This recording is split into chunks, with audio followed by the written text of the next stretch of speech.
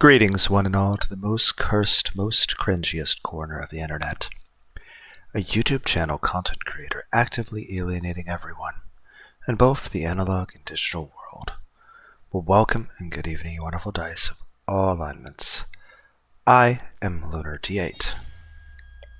This is a blind Let's Play of Sirens Call Escape Velocity, the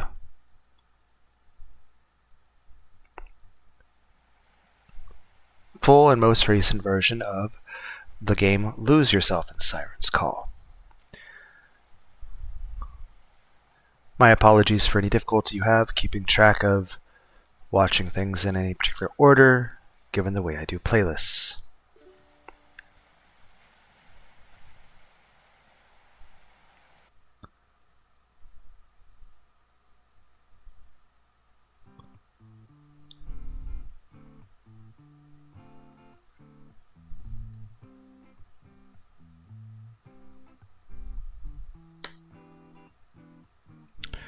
I'll brew her up some chamomile tea. You get her into bed, alright? Guys, it's fine. Did you have heat stroke? I'm just a little dehydrated is all. You're trying to stand up and you fell down? Ah, crud. You probably just need to rest. I'll get her to bed. How many blankets? I don't know if she's actually sick. I think 2 comforters. Turn the air conditioning down to 68 degrees. Also, flick on the white noise machine next to her bed. Why not just have a fan? Just a big box fan. Let her sleep as long as she needs to. Understood. Yes. Get weak, get frail. Andy to her quarters immediately. You know how rude it is to talk about people like they're not even there, right? We're not trying to be rude, we're just caring about you. I do as I'm told. Why are there 2 beds? Do you guys share a room?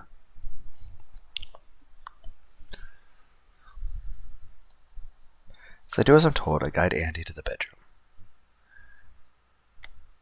After confirming that she's comfortable, I turn off the lights, flick on the white noise, and begin making my way out of the room. Hey. I'm sorry you had to see me like this. By the way, given the context of this game, I'm starting to wonder, are Judith and Violet the only real people in the game? Like, part of me is like, are we just having a delusion and Violet's dead and we're like freaking out after Violet hit her head on the sidewalk and her brains are spilled out of her skull? Like, she dead?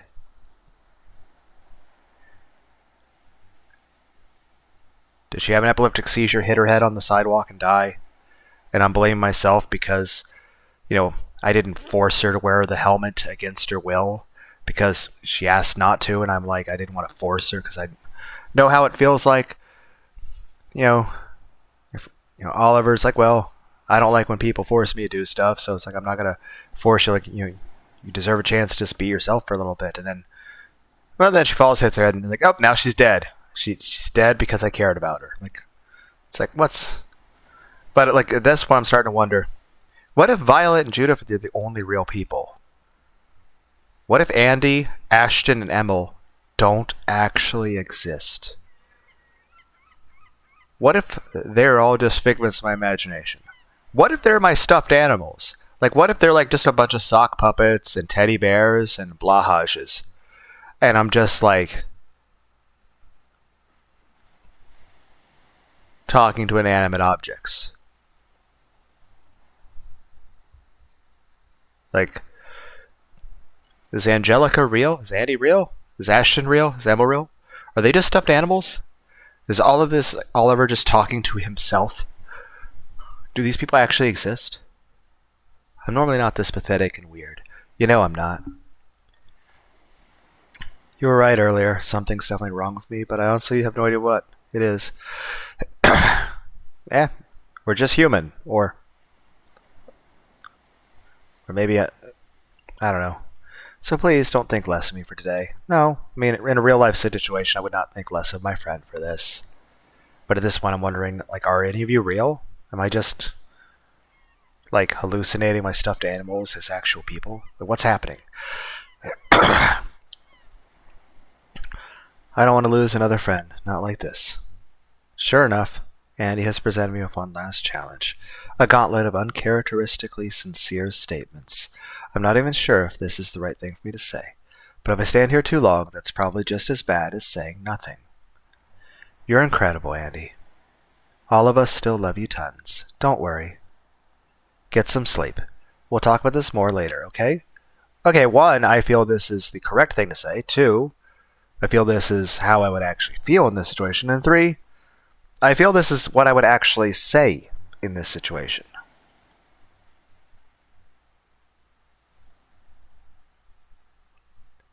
Judith, of course, is waiting for me in the living room with a cup of warm tea. Is she doing okay? She's still pretty shaken up. You sure this is all we can do? For now, yes. That normally takes an hour or 2 for her to sleep something like this off. Do you mind waiting around until then? I mean, isn't that how everyone? Like, occasionally a nap helps when you're emotionally overwhelmed. It's important that things are consistent when she wakes up, so there isn't a big chance of her regressing. Of course, I wasn't planning on leaving anytime soon anyway. Sweet. That's good.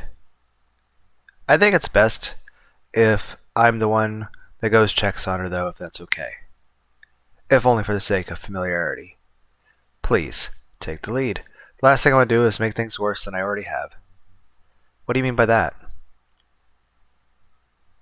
I tell Judith everything that Andy and I did today. As much as I want to live with details of a rampage in the school or the outbursts in the park, I elaborate on everything for Andy's sake. The more a smart woman like Judith knows about what actually happened, the better. Judith, of course, is disappointed with both of us. Still, she doesn't waste time lecturing me. She mostly takes it in, doing her best to follow the trail of breadcrumbs that led her to her sister's meltdown. Judith checks on her sister periodically over the course of the next 2 hours.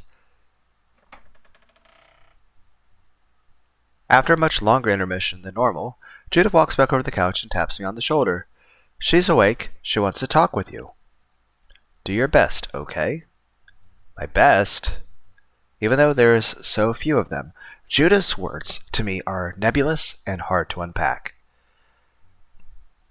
Okay, I will. Thanks.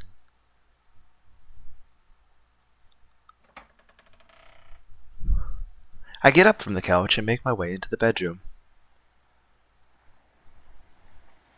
Judith must have dragged one of the chairs from under her desk because that's already a place for me to sit next to her sister's bed. Andy weakly waves to me from a small castle of pillows as I take a seat beside her.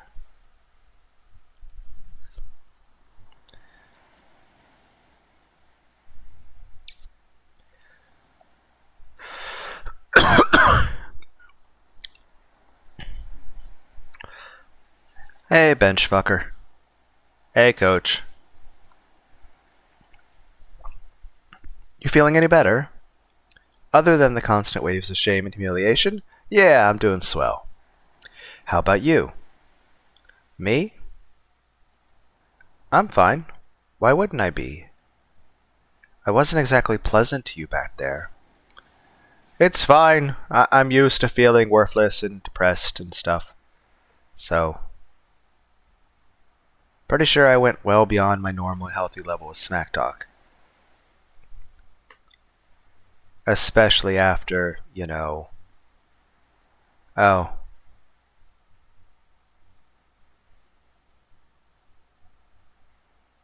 I shouldn't have called you that. I appreciate that. Also, you did punch a wooden picnic table and bash your head into it repeatedly. Are you okay? Come on, Andy. No, let me finish. I'm an adult now. I've got to do this right. And I was wrong. You're not this frail, defective little thing that I made you out to be. Strength isn't just muscles and presence. It's longevity. And the amount of crap you've endured is humbling. That longevity, that strength is unique to you, so you're not some blank page for others to leave their mark on. It's still kind of odd that I'm playing video games where I basically play as myself, because I do feel like Oliver basically is me. You're strong, your existence is proof of that. So there. I'm sorry. I appreciate it, thank you. Is that a good enough apology? Do you accept it? I mean, it seems sincere, so yeah. I mean, of course I do. But I don't really care about being strong, Andy. I've had people say stuff like that before, and it never really changes anything. I appreciate you putting yourself out there like that, but I don't really mind if you guys think I'm weak or cowardly or any of that stuff. I just...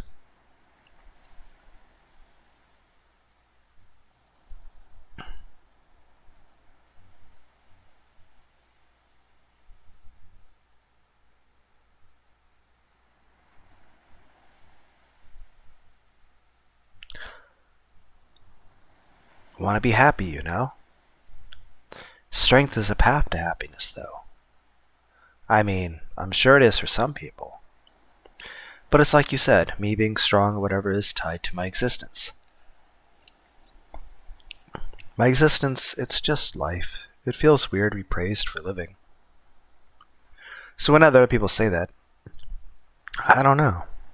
It's like white noise. It helps me sleep, but not much else. Know what I mean? Damn it, so I messed up again? I didn't mean it like that. It's fine, it's not like you said anything mean that I haven't already heard before. But I'm not really used to having someone apologize this much, I guess. Yeah. Kind of used to the idea, I feel like everyone hates me. It's like... So if all of a sudden everyone liked me or was like a caring or apologizing, on the one hand I would appreciate it and it would be nice, but I'd also feel really confused. Annie looks away and begins fiddling with the fabric of her comforter. Shit's been weird anyway, so I might as well lean into it. If you're able to magically start standing up for yourself, then I guess a weird, dumb change is due for each of us. Hey, adapt or die, am I right? Maybe it's better that Ashton's not around anymore. At least now you can't see how lame I've become after just one day of him being gone. To him, I'll always be Andy, the invincible. Not Andy, the doughy and emotional. You were Andy the jellyfish queen to him for like 2 weeks and lived through that just fine. And I'm pretty sure you could be Andy the toenail collector and he'd still be something to love about you. Please don't say that word right now. Which word? Toenail? No, dumbass. Love. Oh, right. I'm still trying to accept that, all that. Oh well, at least it's only you that knows. Oh.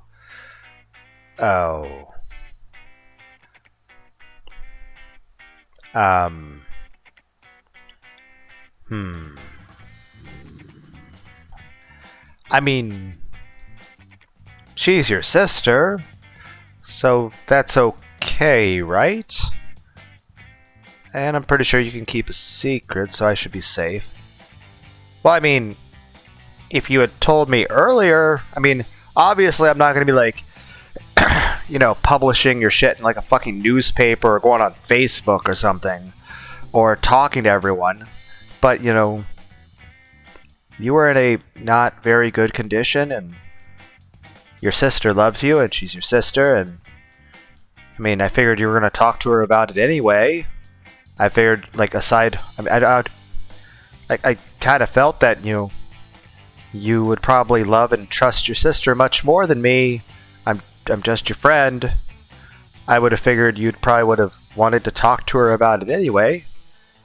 Now, granted, I can't say I've talked about personal things with my siblings, but, I'm a guy and I've only had sisters.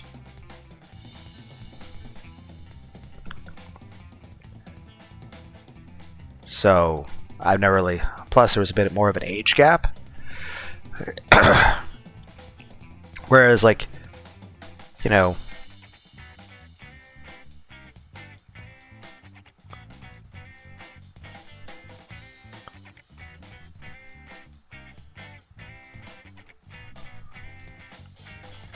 like, I have two sisters. Well, the eldest one's dead, but she was like 11 years older than me, and then the next sister was like 7 years older than me, so, and I'm the youngest, and I'm the only boy, and, well, also I'm awkward, and, well, there was other issues with that too, but main point is this. You guys are twins, you're the same age, and my opinion is I usually get the impression that siblings of the same gender that are really close in age are much more open with each other. Like, I was best friends with these two guys who were brothers, and they were only 1 year apart in age. And they basically... they acted like one best friends, but they also like fought all the time. They would get angry and very... Which kind of sometimes made me feel uncomfortable, because, like, you know, I'm there to hang out with my friends, and now you guys are arguing. But... yeah, I kind of figured you were going to talk to her, so I didn't... Like, obviously, yes, I can keep a secret, and yes, like, you know, you expressly tell me that you don't want me to tell anyone, then I'll be extra careful to make sure to not possibly let it leak under, you know, 99.99% of circumstances, unless it's like, you know, say something happens and you wind up in the hospital. I gotta tell the doctor, so the doctor knows how to properly treat you, because I want you to be okay. Same way, I thought you were already gonna... I thought you were already gonna tell your sister. I mean, I'm obviously not gonna tell anyone else. And obviously, even if you hadn't said anything like this, even if you had never brought this up, even if you had encouraged me to tell people, I probably wouldn't have ever told anybody else, ever. But, yeah, I told your sister. I figured you were going to talk to her anyway. I figured it'd be okay. I figured you'd want her to know. And now I kind of feel mixed messages on that, and I feel confused. On the one hand, I'm like, okay, did I not do the right thing by telling her? On the other hand, I'm like, I still think it was the right thing for me to tell her. And even then, I felt kind of unsure about what to do, and I kind of relied on your sister for, someone normal to tell me what I should do so that I could be best to be of help to you. I mean, again, she's your sister, and I thought you were going to talk to her about it anyway. Like I said, I mean, it's not like I was going to tell anybody else. I mean, heck, even if you hadn't said a thing about keeping it a secret, or even if you had encouraged me to tell people, I would have probably never told anybody else ever again. But, now obviously if I hadn't told her at this point, and you told me this now, I would probably at this point still feel confused, at which point I would be direct and ask you, what about your sister? At which point I would expect you to say, oh no, my sister doesn't count as part of that, she's my sister. But if you want to say, oh no, definitely don't tell my sister, then I would understand that, and I would respect that. But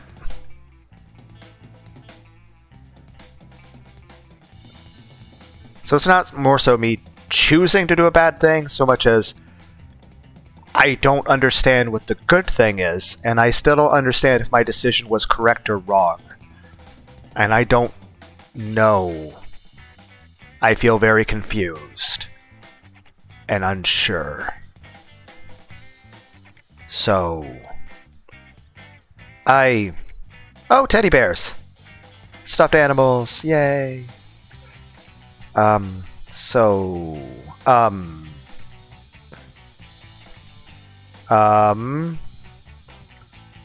Well, I mean, obviously you understand it via the context. I mean, the only person available is your sister, so it's not like I would have told anyone else. So, on a scale of 1 to 10, how secret did you think that secret of yours was? I mean, you did ask me to call your sister in a situation where you were not feeling the best. Also, you asked me specifically to get your sister to help. Also, given the fact that your sister mentioned that, oh, when she gets like this, this is what you do, implies that you've had this circumstance happen multiple times before, and usually Judith was the only one involved. So it's not the idea that, oh, I spilled your secret to your sister. It's that this is a secret that you've been open with your sister forever, and I've just recently been included in the loop. But I feel like I'm misunderstanding this. I'm doing my best, and I feel like I am not navigating this social circumstance correctly. I'm trying, though. I'm trying to be the best friend I can be for the friend that I care about very much, and I'm worried about, but at the same time, I feel like I'm fucking up. But I'm trying really hard not to fuck up. But I feel like at this point, is trying even a sin? Is a sin to even bother trying in the first place? Because I feel like every time I try, even if I have the best intentions, I feel like I make things worse. Because you're not exactly subtle about most things, if you catch my drift. How many people know Oliver? We might have all placed bets on you when you'd confess to him.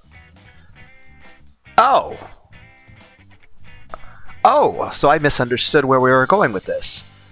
So, it's been an open point of conversation between me, your sister, Ashton, maybe not Ashton himself, but at least me, Judith, and Emil.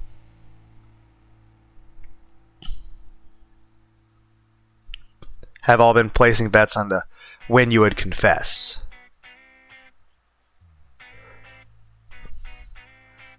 Then again, this seems to be normal for this friend group, because apparently when I confessed about dating Violet, when I mentioned to you guys that I was dating Violet, I honestly thought none of you guys had a clue. But apparently all of you guys immediately responded with, we know, as if I was the clueless one, and you guys not only completely knew before I did, apparently, but you thought it was the most obvious thing in the world. And I quote, you were laughing about it. You were just laughing hysterically. You were so overwhelmed by the fact that I didn't understand that all of you already knew this about me before I did. Then again, to be fair, I'm a 38-year-old man and I'm probably autistic. And the thought did not come... Like, here's the thing. I got divorced, 8 years ago or some shit? 7? 8? Something like that, I don't know. I don't even bother keeping track of that anymore. It's not important. But I don't think it was until, a few years ago that anyone even suggested the idea. At most, 5 years ago, a few years after I was divorced. 1, I decided, you know what, I think I'm bisexual. 2,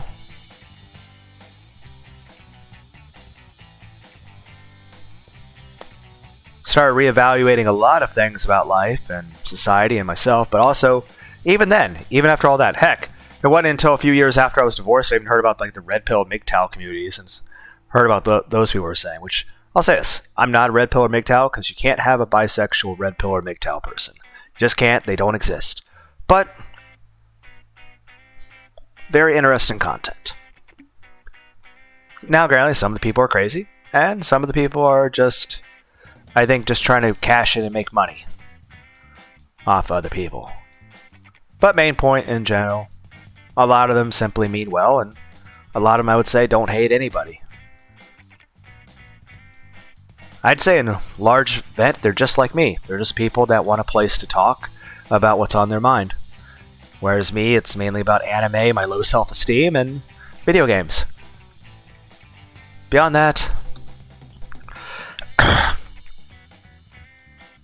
guess the main thing to say is this. It wasn't until a few years ago that anybody even suggested the idea that I might be autistic. At which point, I just sort of shrugged it off and immediately thought, no chance of that. I mean, after all, if I had been, it would have been noticeable from a much earlier age. People would have said something or noticed something or understood or thought that from much earlier. Heck, doctors have wanted me to take antidepressants for multiple decades now. And I'm like, no, I don't want to be dependent on chemicals. But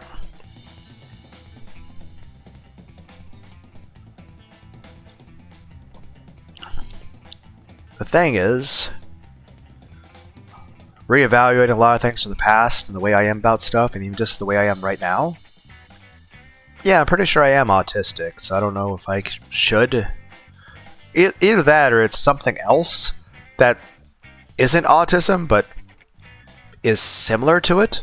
Or maybe it's autism and whatever possible other thing it could be. I don't know. Could be multiple things. I'm just saying the fact that, essentially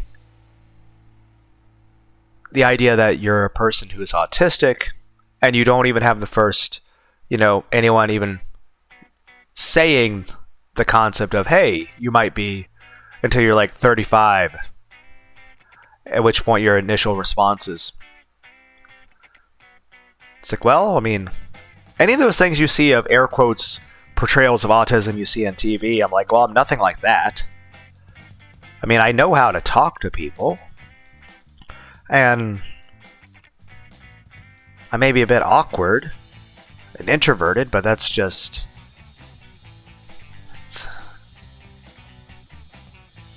I can still talk to people, and I'm not... I mean, obviously, I see it as, okay, maybe it's a little bit of eccentric personality, a bit of uniqueness to me. Maybe it could be just other things that I've experienced through my life have shaped me a certain way. But at the very least, the way I look at it is this. I'm not broken, I'm not damaged, and I may be autistic, but I'm not dumb. Granted, I may lack certain natural skills, like riding a fucking bicycle.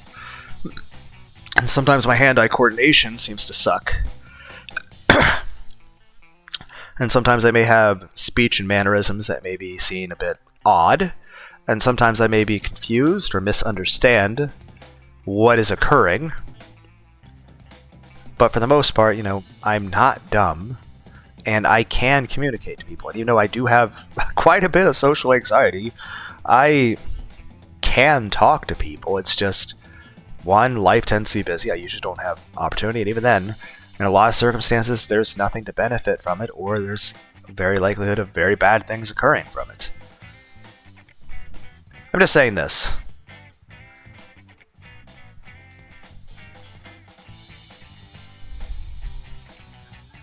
I don't even know if anyone even, in terms of society, really acknowledged that autism even existed as back when I was a kid. Granted, I know I'm not that old, but it just wasn't really a thing that was discussed. It was more so, and anytime, like I said, in TV, if you see something about autism, it's usually the people that would be considered the absolute far end of the spectrum. It's usually played for laughs, which kind of, one, insulting to the people with the autism, but also it kind of paints a picture that, everyone with autism is this one set way, when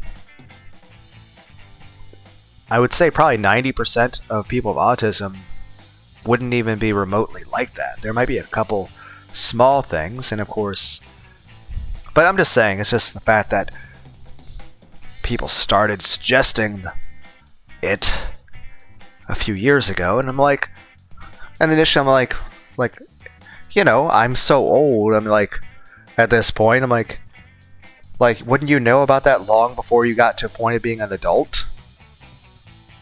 And even then, at this point, like, can you really be old and still, like, wouldn't, even if I ever were, like, wouldn't I have just grown out of it?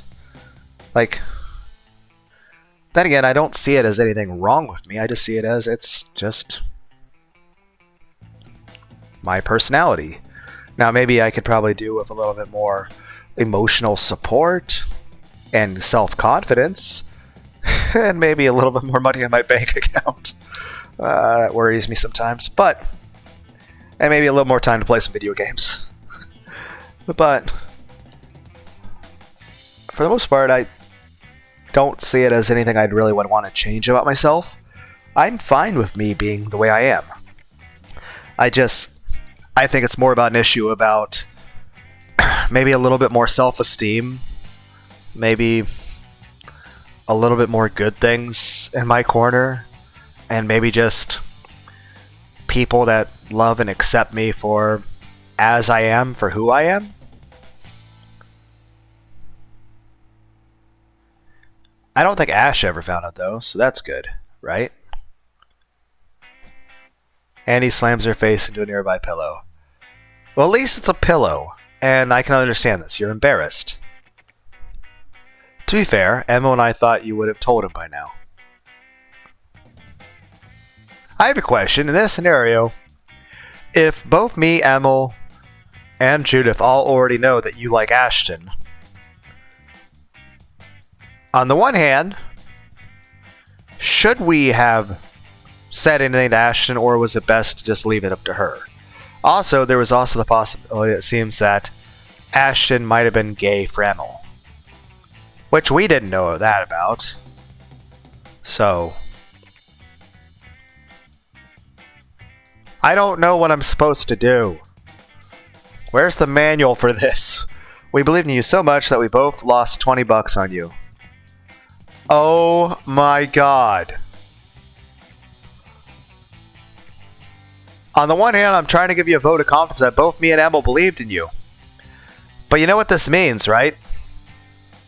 It means me and Emil both bet $20 that you were going to confess to Ashton. It means Judith bet against you. It means her sister not only won $40, but it means her sister bet that Andy would never confess her feelings. Is that supposed to make me feel better? Yes, that was the intention. I thought it would make you feel better. It's me, one, telling you that we already knew. So, I'm being honest. I'm sharing personal information. I am sharing a comical thing that's supposed to make you laugh and feel more at ease out of the sheer absurdity of it. And express that we had faith in you, and heck, it's not like Ashton's dead, right? So, then again, you mentioned earlier that apparently he's gay for Emil, and he doesn't even like girls that way. So, I don't know where we go from here. Yes? Yeah, again, this is like literally what I was doing a second ago. I'm like, was that supposed to make me feel better? Yes. Yes, it was. It was supposed to make you feel better. God, I hate this. Totally sucks. My life is over. Time to get fat and start watching cooking shows all day. Fuck. Okay, you seem okay. Yay! Oh man, oh man. Hey Andy? You want some cheese with that wine? Shut up. You complain about freaking everything, Oliver. You've got more wine in your system than Miss Lawrence does on her lunch break. Just let me have this. Okay, okay. And just like that, the air once again grows calm between us. I'm gonna miss this. Sometimes it's easy being friends with you, Oliver. Easy. Well, comes with the turf, right? I mean, I do try to be friendly with people that are wanting to be friendly with me, but at the same time, I don't know. I kind of feel like I've had people basically get bored of me, and people just say that I'm too normal, and like I'm literally like the biggest criticism anyone seems to give me is they tell me I'm too mellow. Granted, I do get angry. It's just, why would I take my anger out on other people? And if there's a scenario for violence, then why not just remove myself from the situation? You know, I don't want to be involved. I mean, I enjoy anime like DBZ and playing video games like Shadow of Mordor or Shadow War and the old Assassin's Creeds. Like, I think Assassin's Creed 2, the one with Ezio, and Assassin's Creed Black Flag and Assassin's Creed Rogue were the best. Aside from that, the original Assassin's Creed and Assassin's Creed Unity were good too. All of the other Assassin's Creed games, including the one that's coming up, are garbage. Don't bother playing. They're not worth it. But I'm just saying, in general, I tend to just like getting along with people. I don't like being confrontational. I don't like yelling and stuff. I mean, honestly, like, if like there's a group of people yelling and arguing, I just would want to leave. My natural response is either to leave or withdraw. Or just like go to bed. I don't like it. And it's... Promise you won't do anything stupid once you get to college? Huh? Andy sits up straight. Turns off the white noise machine and hardens her demeanor. Like, what would I do? You agreed with way too much that I had to say about you today. Well, I mean... One, as I've already said, it is nothing I haven't heard before, Andy. Two, Angelica, I am used to feeling depressed, worthless, unwanted, and a failure at everything. I get that I'm considered defective, and that I can't seem to do anything right, and I am just a failure at everything. And basically nobody fucking cares about me, and no one would miss me if I fucking died. That's... You get used to that. It's normal. So, I don't get the big deal. Besides, like I said that first point, everything you said I've heard before. Heck, I got bullied so much in school. Heck, I remember back in kindergarten, I was like 6 years old. I was like 6 years old. People were already throwing rocks at me. I mean... it's not like, oh, you had this little bully picking on you. Like, no, I had usually about 100 people in my school that all fucking hated me. I got used to the idea of everybody spitting on me, throwing things at me, shoving me downstairs into lockers, throwing things at me, punching me, kicking me, hitting me. Heck, I remember multiple times getting ganged up on by multiple people. Heck, I remember when I was 13 years old, I had like 5 people beat the fucking shit out of me for a half hour plus behind a convenience store. It sucks getting your head stomped on, slammed into a brick wall, kicked, and getting punched several thousand times. I had like a bruise the side of my, I think, left temple that was sticking out like a couple inches, just giant purple bruise. That hurt. Heck, I've had people try to gouge my eyes out, try to cut my arms off. I've had people kick me in the nuts, people throw things at me. I have been called pretty much every horrible word imaginable 1,000 times to some kind of exponent. Hell, back when I was younger, I considered myself 100% heterosexual. Never even thought a single fucking gay thought. Still got called faggot a lot. Heck, there were multiple times people came up behind me, put a bit of rope around my neck, and fucking started strangling me, as well as sleeper holds, or getting choked, or attacked, or to knock down onto concrete, or people running up behind you and drop kicking you in the back of the knees, while you then hear over 100 people fucking laughing at you. Or there's a time where someone jumped on my back, started choking me out, had their body weight on my back. I elbowed them, the ribs got them off me.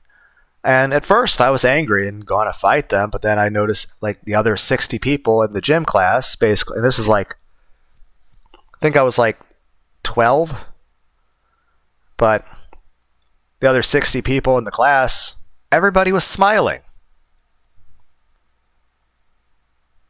I was getting attacked, and literally everybody was smiling at the idea of me getting hurt. So then I just, left for a while and just cried off alone by myself because that made me feel sad. So then again, there's lots and lots of other stuff that I've already talked about. It's whatever. Whether there's stuff in school or stuff that had nothing to do with school, that was outside of school, that just people are assholes. Heck, I've gotten used to the idea of just being alone.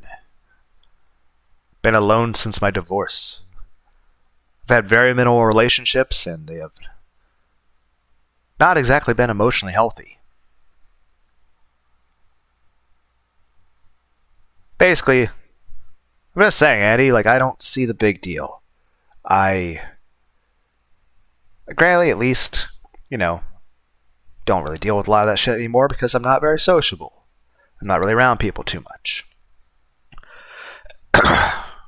But, heck, I'll say this. A lot of times if I go to a restaurant, I'll sit there, but I'll also watch the other people. I'll do it subtly, of course. I don't want to be creepy about it. But I'll watch everyone else in the building, watch the exits and the doors, watch whoever leaves and comes, out of concern that, hey, maybe somebody else in the restaurant might get up and just run at me and try to stab me to death or something. And everyone I understand would say, oh, that's overly paranoid. And that's, yes, but it's one, I'm not acting on that paranoia. I'm just a bit hyper-vigilant, I believe is the word. Simply because there have been lots of scenarios where I was just sitting minding my own business and people came up and tried to hurt me. At least 100 times. That's occurred in the past. Granted, again, that was mostly decades ago at this point, but at this point, I didn't appreciate that. My main point is this. I just don't see the point, Andy. Why? Why is there this concern? Why would you care? One, why would you care? But more than that is this. Why wouldn't I agree with what you have to say about calling me worthless and a failure at shit and just being some sort of fucking defect and no one ever fucking going to care about me? I mean, technically everything you said was true, so why wouldn't I agree with you? It's not just Ash I'm worried about. It's all of you. You're like family. I would be devastated if anything happened to you guys.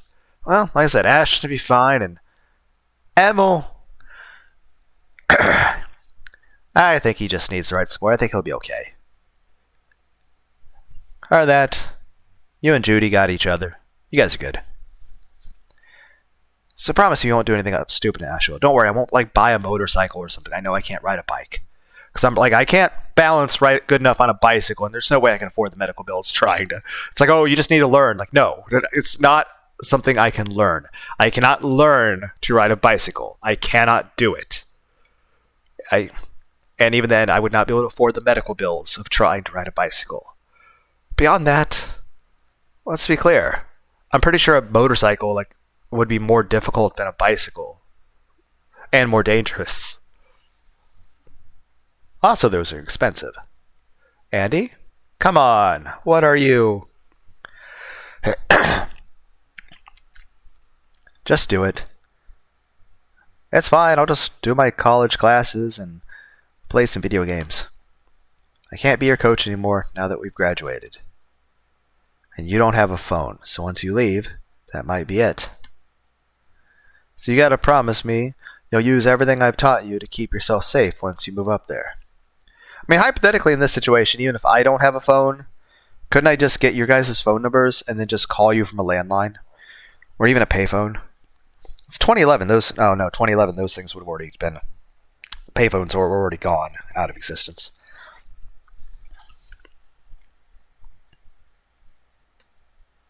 Promise me.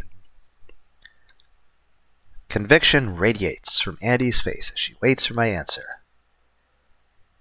She needs this, doesn't she? She needs to know that all her work hasn't been for nothing. All right, I promise. I promise I'll do everything I can to keep myself safe once I'm up there.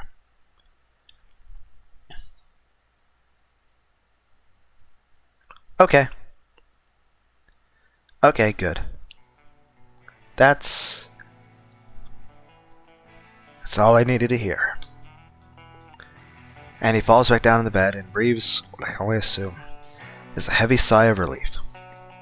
She nods off for a bit before quickly jolting herself awake and looking at me. Tired? Yeah, I guess. I really wish I wasn't, though. Again, this sounds like Black Sabbath.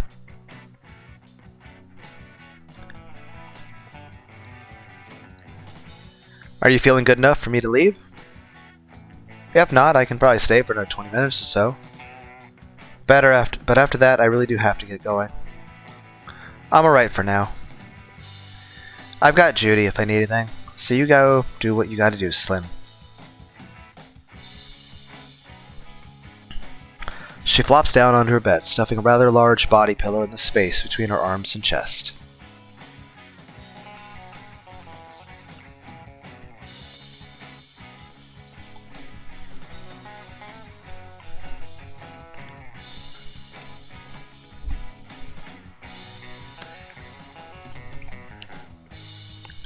I can't help but smile at this uncharacteristically shameless display of comfort. It's unlike the old Andy in so many ways.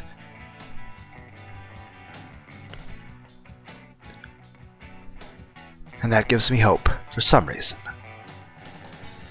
Okay. Goodbye, Andy. Thank you. I really do appreciate this. Goodbye, Oliver. Stay healthy. And yes, that includes lots of stretching. I do need to do more of that. I've just been a bit exhausted. Of course, I get up from my seat and begin making my way out the door. And don't let anybody drag you down. You're just like my sister. You care too much about too little, but if they can't let go, then they can't let go. It's nothing worth feeling sad about. So keep going. Okay?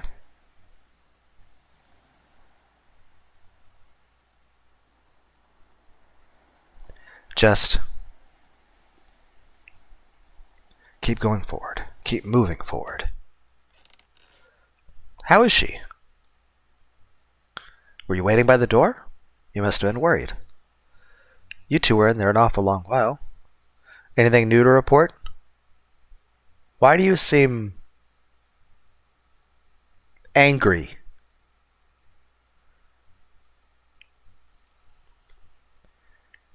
Nope. Just some apologies, then she went back to bed. This is kind of odd. Like I said, I do kind of expect... Like, a lot of times when people walk around, I feel like... Like, here's the thing. They say autism makes where you can't, understand other people's emotions, but I feel like I'm really good at reading people.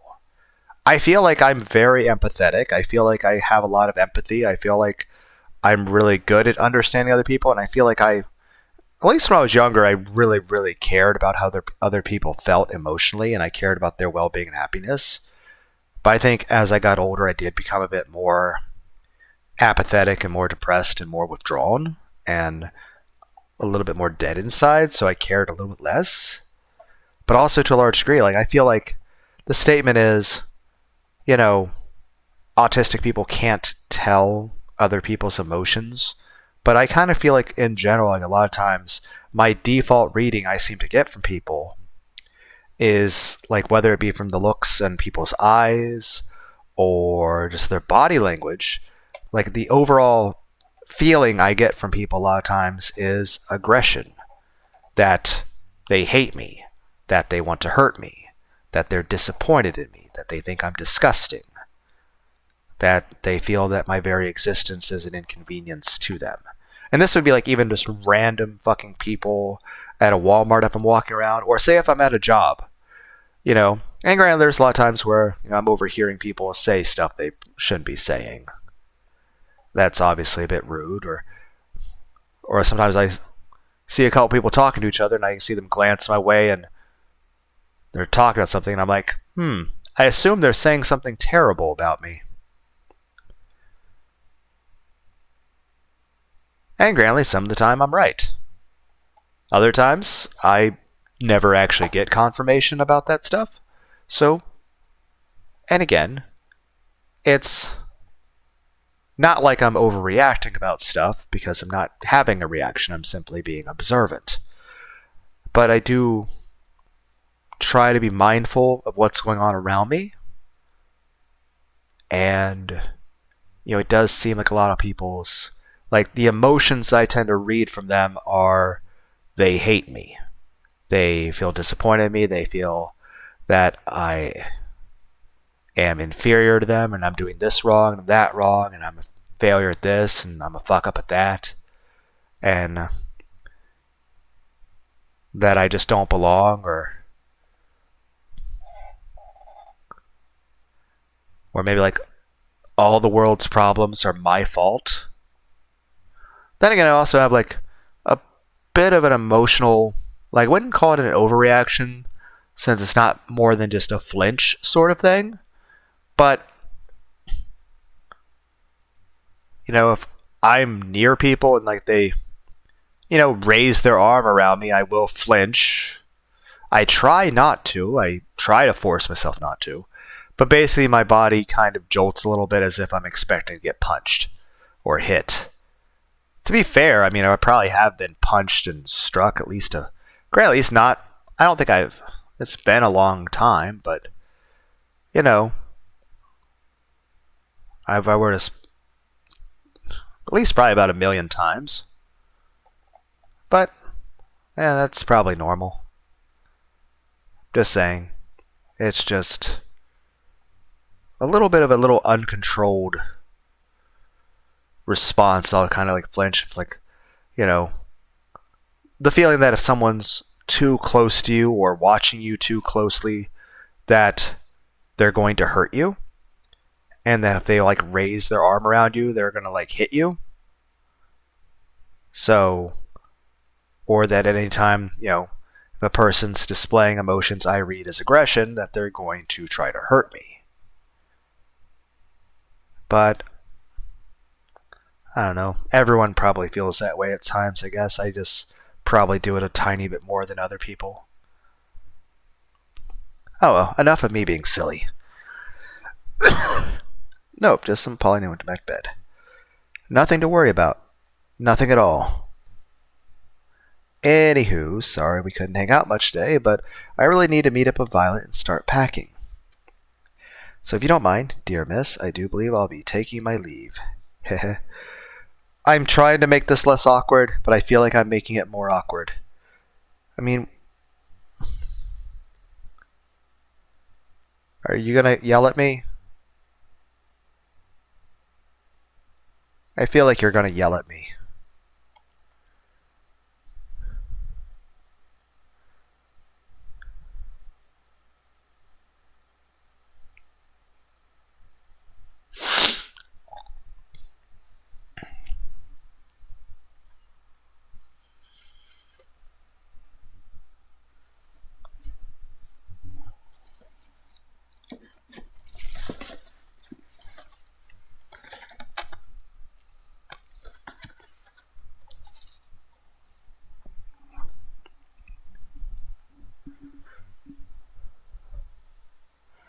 Well then, you better get going. Okay, yeah, I really thought she was going to start yelling at me. Run along now, Olive.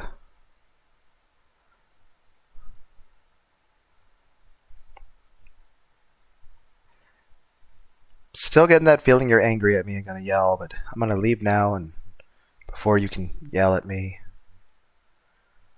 I'll see you soon. You got an exclamation point there, so I assume there's more. I'll see you soon. Or I'll see you soon. Or 41 and 42 have been recalled.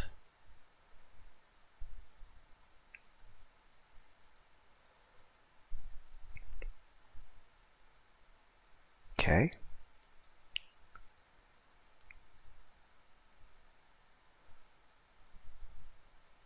Hi, Vi. How's it going?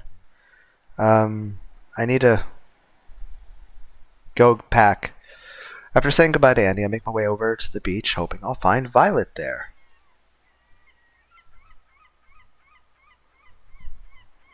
Home last words.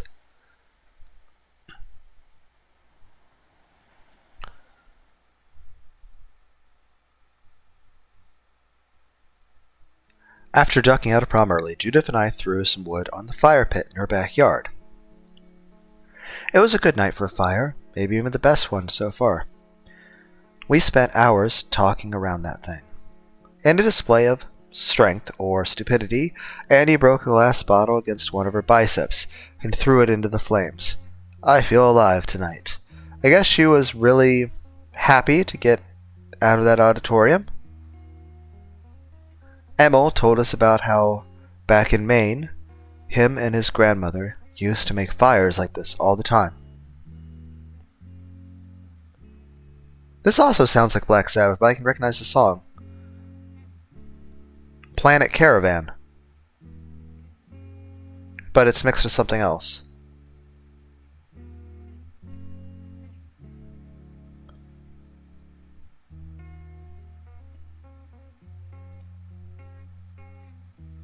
Wolfwood's Paradise, the Trigon music from when Wolfwood dies, the Hallelujah song.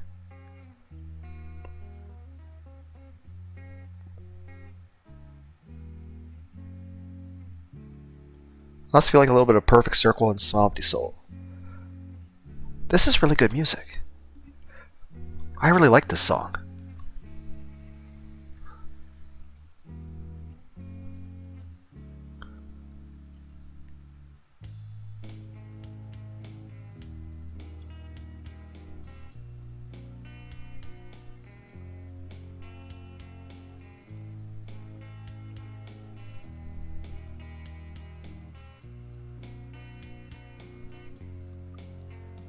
I really like this song. Kind of makes me think of the lighter-hearted songs from Stone Sour, like Looking Through the Glass and Bother.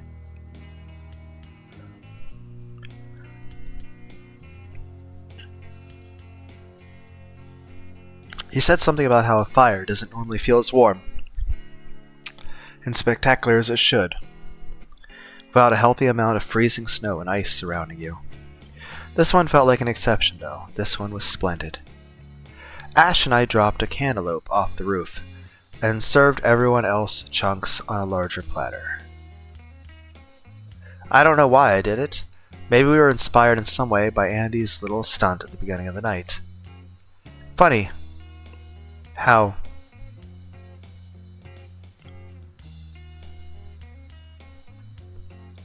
it really didn't feel like the night truly began until we came home. Maybe that's why Judith didn't scold us too much for climbing on the roof in the first place. Perhaps helping Violet with her work isn't the only secret conspiracy the six of us share. We all have different things we want to do once summer starts.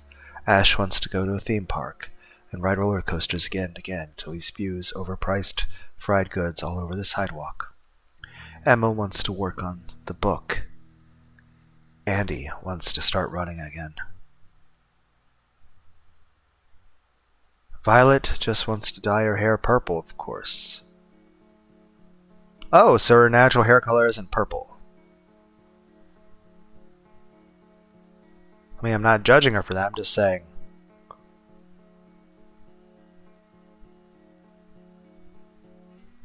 I feel like there's going to be some reveals at the end of this game, and they're probably going to be a bit shocking. We all want different things, but right now, the six of us share the same mind, and that mind brought us back here. That mind brought us back to Judith's home. Everything important that'll happen tonight will happen in this building. I'm certain of it.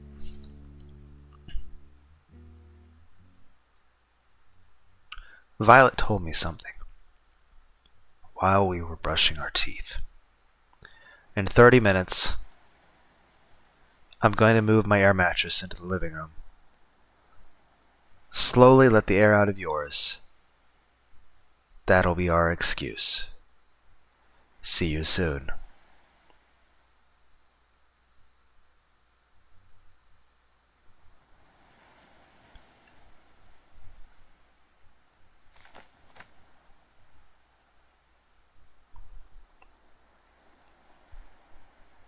Last words.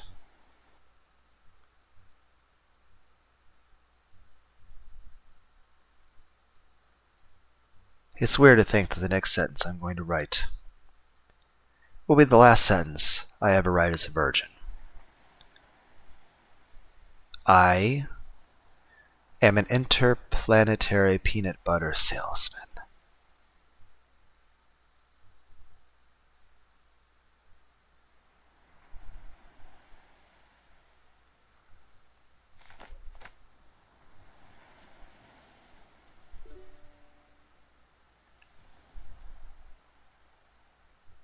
Hi, Vi. Thankfully, she's in her normal spot, painting something on one of her larger canvases.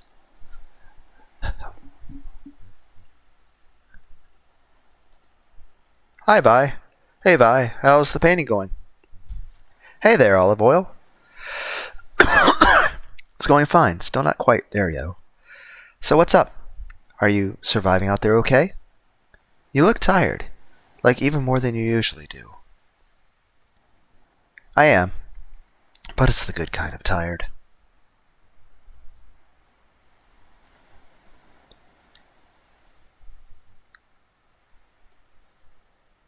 Been working out then?